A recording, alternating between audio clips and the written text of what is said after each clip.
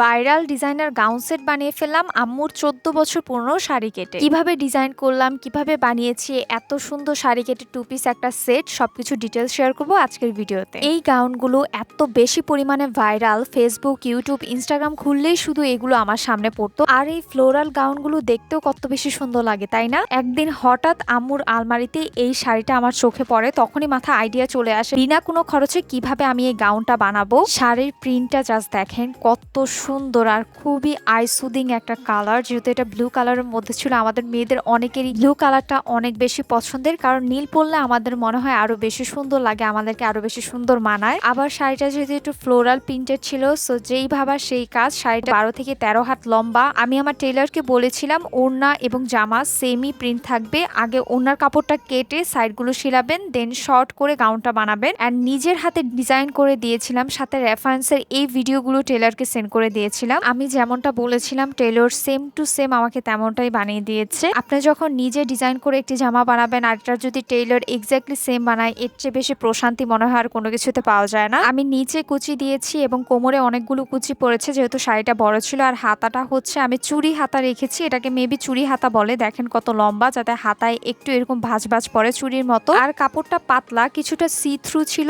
So আমি ভিতরে এই কাপড়টা দিয়েছি। এটাকে পাকিজা কাপড় বলে। টেইলরকে অবশ্যই বলে দিবেন ওভারলক করে দিতে, যাতে করে সুতা উঠে না আসে, এবং ওড়নার চারো সাইডে আমি ভালোভাবে সেলাই করে দিতে বলেছিলাম। সো এটা হচ্ছে আমার টু পিস আনারকলি সেট বা গাউন সেট, যেটাই বলেন না কেন। সেটটার মজুরি লেগেছে 350 থেকে 400 টাকার মতো। আম্মুর পুরনো আলমারিতে পড়ে থাকা শাড়ির নতুন রূপ দিয়ে দিলাম। আপনাদের কাছে কেমন লাগলো অবশ্যই নিচে কমেন্ট করে জানাবেন। নতুন আরো ভিডিও পেতে আমার পেজে ফলো করবেন। টাটা।